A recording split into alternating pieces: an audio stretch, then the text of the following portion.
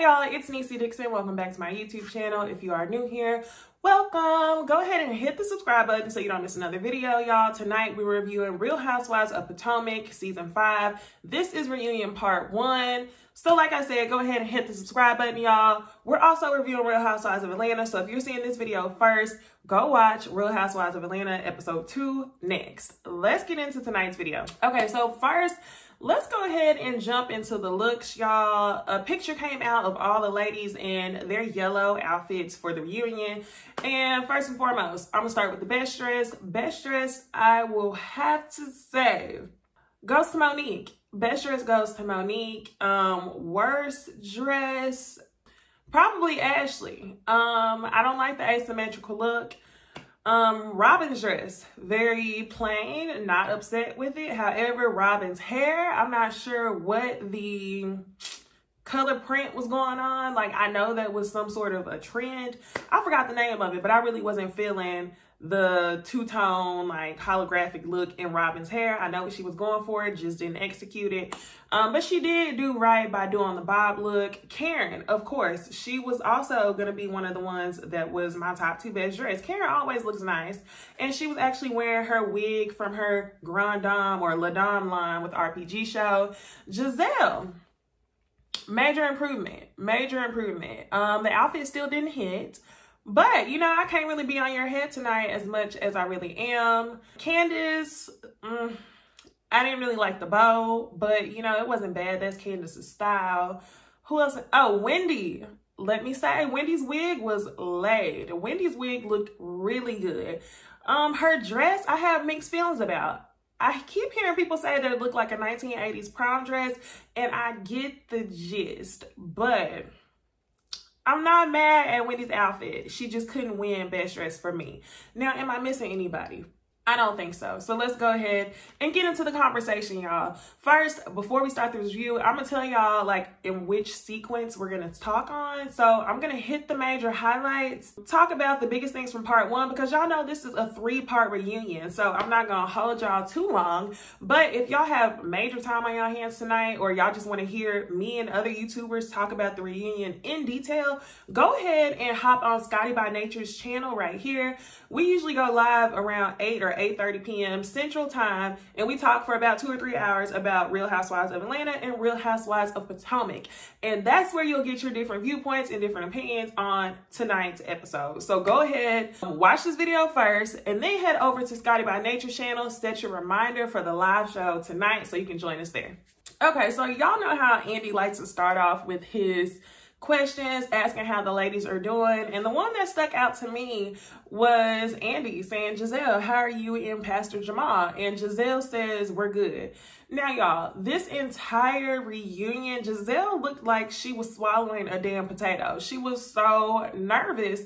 And I think that's because she didn't have control of the scenes like she usually does whenever she films by herself. This time you're going to be questioned, so you got to hold up the lie that you were really dating Pastor Jamal Bryant. Now, y'all, at the beginning of the season, I gave her benefit of the doubt. Towards the end of the season, she absolutely is not dating Pastor Jamal Bryant. And y'all know Monique came with the receipts. Shaking the table. Monique came with the receipts, y'all. So before I jump ahead, let's go ahead and go in sequential order. So first they start showing flashbacks, talking about how the ladies have been recording for 5 years. They've been filming for 5 years, Real Housewives of Potomac. They show all the flashbacks of the ladies from season 1. Y'all know when Gizelle had that helmet head wig with the bang. They show Candiace when she first came on. They show they show Karen with the shifty wigs. And they also show Robin going through the short and bob looks throughout the season. So they touch on all the ladies, even Ashley. How could I forget about Ashley? You see Ashley, she goes from being all wild to a little bit conservative. Karen goes from her honey blonde beauty spot store wigs to her Grand Dame blonde wigs. Gizelle kind of stays the same. So Andy asks the women, who do you feel like has changed the most? And I believe the ladies' answers was Karen. Karen changed the most. And then they start touching on what work Karen has had done. She says that she has fillers put in her nose to help her breathe. Now, y'all, I don't know if that's the truth. Y'all know Karen is a good lie. Now, she's a classy good lie, but she's a good lie. She has fillers and Ashley says it looks good. Like, no, we're not mad at it. Now, Andy also asked who changed the least, and the ladies collectively agree that it is absolutely Gizelle. Gizelle's fashions have changed the least. Her hair has changed the least. Her maturity has changed the least.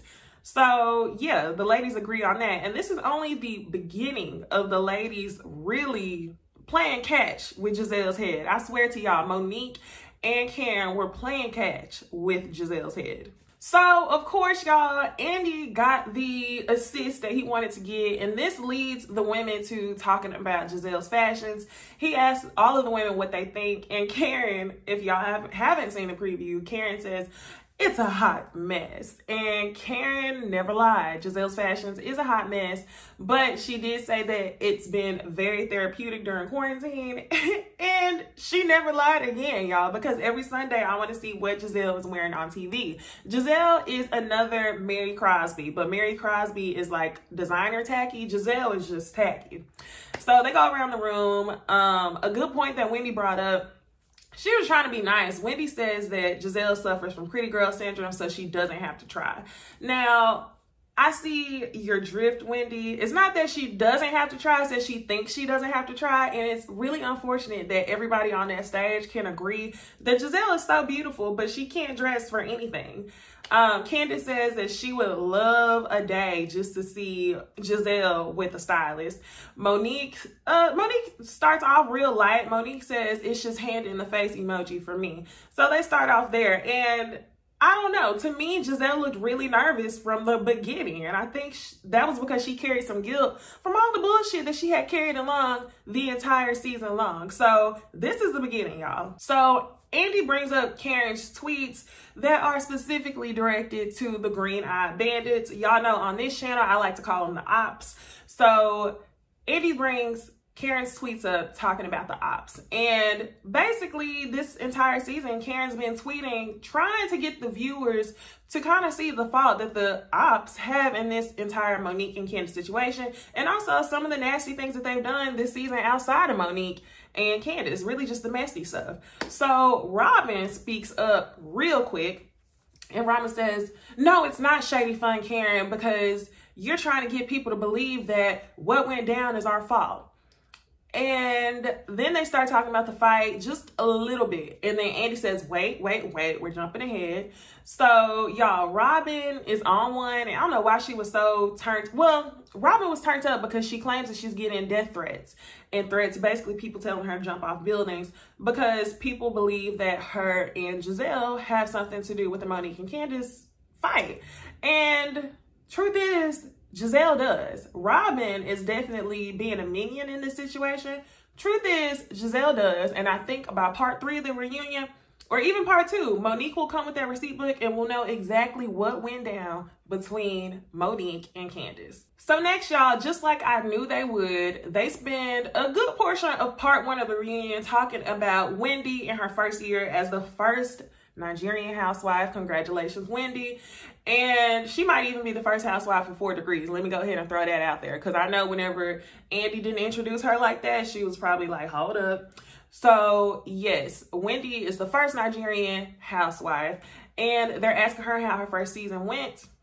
She says it went well. They talk about the 4 degrees, of course, and Karen, like the classy grand dame she is, she clears it up.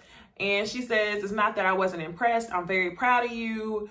And then Ashley jumps in saying that Wendy uses her degrees as a way to divide. And she is 100,000% right. That's what I didn't like about Wendy, y'all. From the beginning, y'all, like when Wendy first stepped foot on Real Housewives of Potomac, I immediately was so excited for Wendy to join the cast because Wendy is the epitome of black girl magic, y'all. She has 4 degrees. She's a professor at Johns Hopkins. She's blah, blah, blah, blah, blah. At this point, y'all know her resume, okay, right?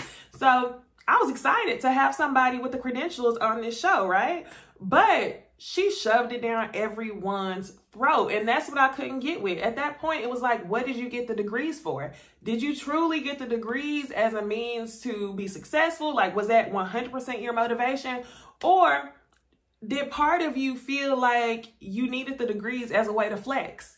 And the more we got to know Wendy this season, I'm thinking the second option is part of the mix. It's a means for her and her mother to flex. It's unfortunate that her mother sees her degrees that way. I'm sure her mom wants her to be successful, but it's clear to Ashley and some of the other ladies that she definitely uses it as a way to devise. And for that reason, I couldn't get with Wendy this season. She didn't have any other storyline, or her storyline wasn't any more important than Monique and Candiace's, and they probably cut it out. So y'all, I will say this now. I would like Wendy to get a season 2, but they probably need to find her every time she says the word degrees.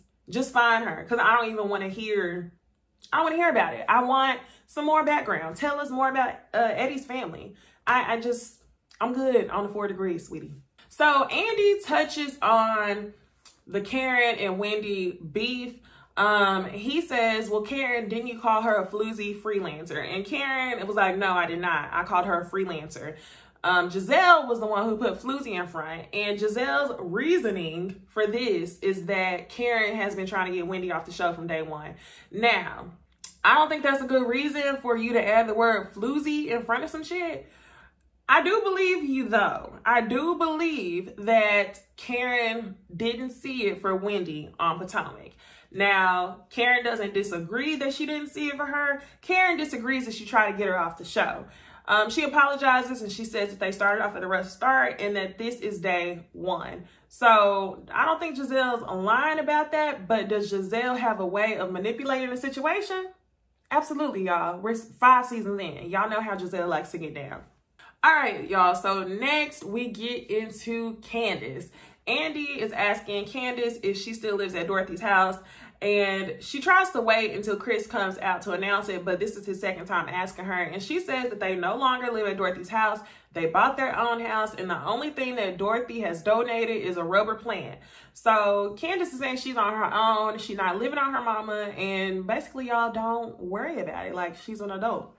So good for Candiace and Chris. Only thing is, Candiace, I hope that you get renewed for another season, because you have them Twitter fingers crazy. And like Andy said, your life would be a lot easier if you ease up on Twitter. Now, one of the things I brought up in the panel last week, this was a valid question, and I want to know what y'all think too. So usually whenever the housewives get into it, we say, okay, well, if you come for somebody, it's not up to you to decide how hard they come back, right? I've heard that plenty of times. Now, if you're one of those believers, would y'all say the same for Candiace? Typically, Candiace does not start. Candiace does not start. We can say that. But whenever she gets involved, she gets disgusting. She gets nasty. And I'm not saying in the terms of Monique, y'all. I'm specifically talking about Twitter. Y'all know she had some type of argument with the blogger who passed away. May he rest in peace. And then they brought up some tweets of her calling Ashley a roach. And one thing that I cannot get with, y'all, this whole season I have said that Monique was wrong for the fight. However, that does not absorb Candiace from any fault. Candiace has a habit of talking crazy, talking nasty to people.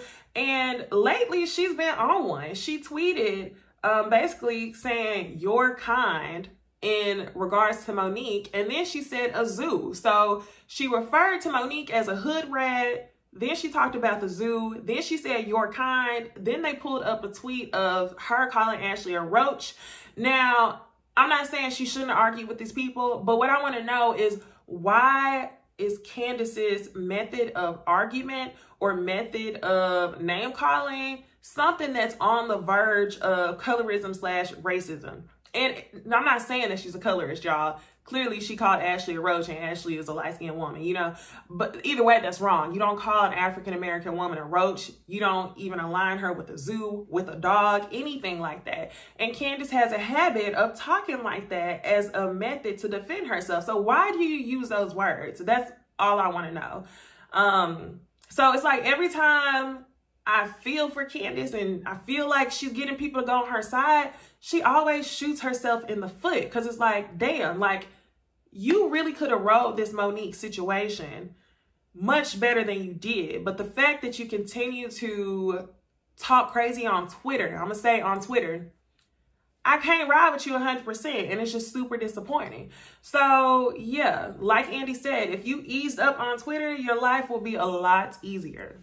The other thing I wanted to mention was Ashley saying that Candiace was speaking on her family.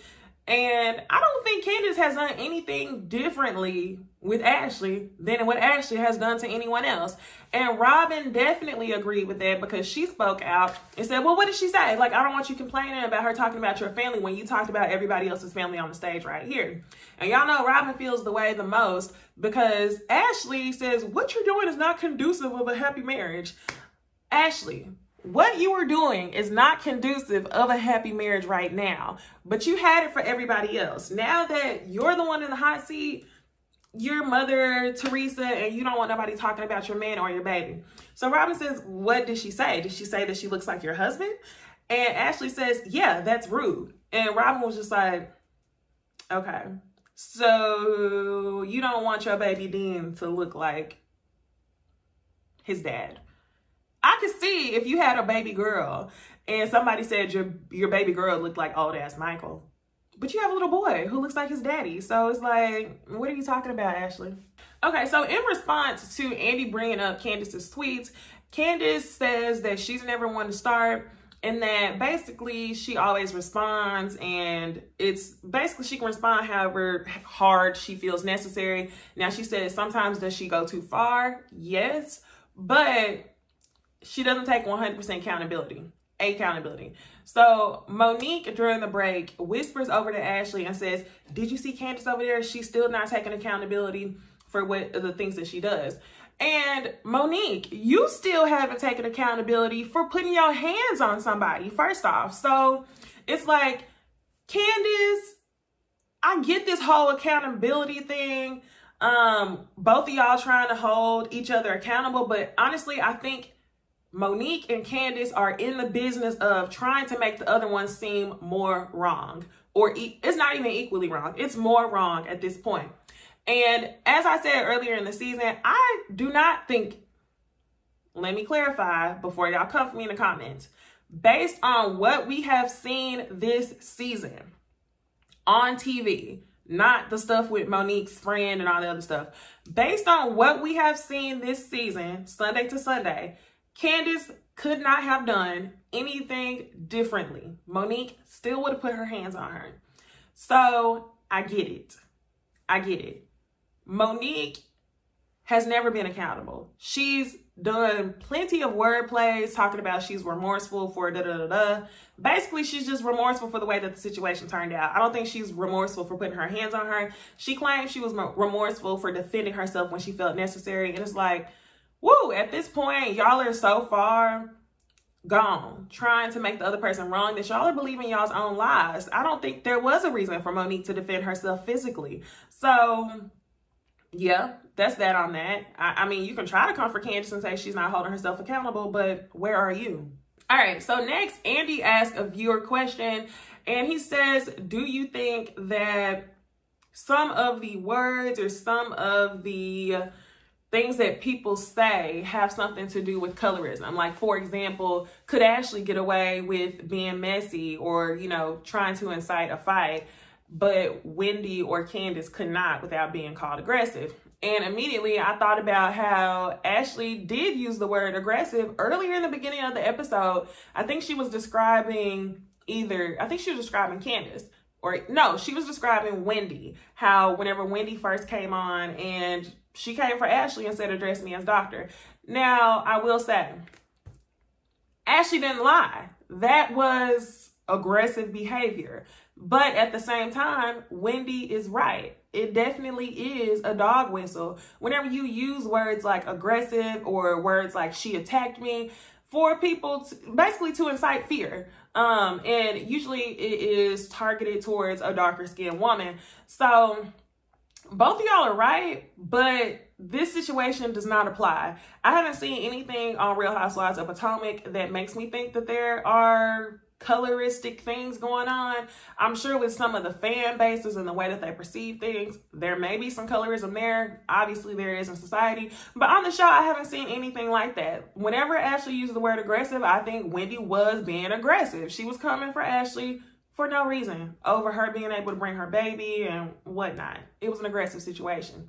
So Andy says, okay, so what word should we use instead of aggressive? And he asked a valid question. What's the word other than aggressive so we know not to, you know, set shit off? And Monique speaks up and she says, hood rat, right? Hood rat, like they called me. And that's another thing that's what I'm talking about, y'all. Candiace uses words that are adjacent to race or anti-blackness or coloristic, like words that you just don't say. Those words come out of Candiace's vocabulary, but you have an issue with somebody using the word aggressive. So Monique was on one tonight, y'all. I'm definitely gonna tell y'all this. I still haven't changed my mind about this fight. Monique is wrong for the fight, but what she is not gonna do is allow y'all to basically cut her head off and, you know, hold it with a torch. Because what y'all are trying to do is basically ruin her for making this one decision to fight Candiace. Now, was she wrong? Yes, she was wrong. But she's coming with the receipts because y'all are not about to play her on this stage. Okay, lastly, Andy asked Gizelle about her business Every Hue, y'all. And Gizelle says, yes, it's still around, but something about COVID, so they're not making right now. Now, before COVID, I was hearing that her business was liquidated already. So Karen holds her accountable and says, okay, so are you in business or not? Tell the truth. And Gizelle dances around it and essentially says, no, we're not in business. Now, I think she's lying because of COVID. And here we go with the swallowing of potatoes. Gizelle's throat looked this big because she was so nervous. And anytime Andy asked her a question, I think she knew that some lie was going to get revealed. So, again, they start talking about Pastor Jamal Bryant. And Karen straight up asked her, well, your dad says he has 6 or 7 baby mamas, and supposedly allegedly the 7th baby mama is pregnant right now, or either the 7th baby mama had a child while you were with him. So is that true? Yes or no? And are y'all really together? Yes or no? And when Karen said that, I was like, yes, because those are the questions that Andy needs to be asking. But that's not, he's not in the business of revealing truths. He's in the business of entertainment. He didn't want to get down in the mud, but Karen was down in the mud. Her and Monique was playing catch with Gizelle's head back and forth all night. So Gizelle looks dumb and says no, that's not true, that her dad was exaggerating with the 6 or 7 baby mamas. And Monique breaks out that binder, y'all. She breaks out the binder and she tells her, I have text messages. And yes, Jamal is dating another woman. He's been dating another woman for years. And he told this woman that this show is for entertainment purposes only and that y'all really are not together. So yes, she pulls out the receipts and Gizelle's like, I don't have anything to say to that because that's not true. And then Monique said, oh, well, if you don't feel any type of way about it, then here, you can keep these receipts. And she said, is this his number? And she calls out his number. And Gizelle, like an idiot, Andy says, is that his number? And Gizelle says, yes, it's his number. Oh my gosh, y'all, I am living for y'all getting Gizelle together. So Candiace jumps in. Shit ain't got nothing to do with Candiace. Candiace and Robin are both jumping in and telling Monique, this is disgusting. Why would you do this? This is disgusting. Y'all, sit back. Candiace, do not ride for the ops. I'm telling you this right now. Gizelle and Robin were only riding for you this season because it was an opportunity for them to be against Monique. Do not ride for Gizelle. If Gizelle wants to have her lies exposed on this show, let her ass get exposed. And you sit there and you don't say nothing. You eat your food. You fold your tissue and you dab your eye. Don't say nothing. So yes, she comes for Gizelle. Gizelle is shook. This is only the beginning of Gizelle beginning to get exposed. Monique has this binder. She has tabs for each person on that stage. And yeah, y'all, I cannot wait for next Sunday because part 1 absolutely was not a disappointment. It wasn't like too much about Wendy. I thought they were going to spend like at least half the reunion talking about some stuff we didn't care about. But they got down to it. Andy asked some pretty decent questions, and the person who's about to be the MVP of this reunion is about to be Monique with the receipt binder, and second, I would have to say Karen, because they are coming for Gizelle's neck, y'all. So go ahead, comment below. Tell me what y'all think about the reunion. Who y'all think was best dressed? What did y'all think about the receipt book? And is Gizelle and Jamal really together? Y'all, let me know, okay? If you like this video, be sure to like, comment, and subscribe, and I will see y'all in the next one. Bye. 48 hurt.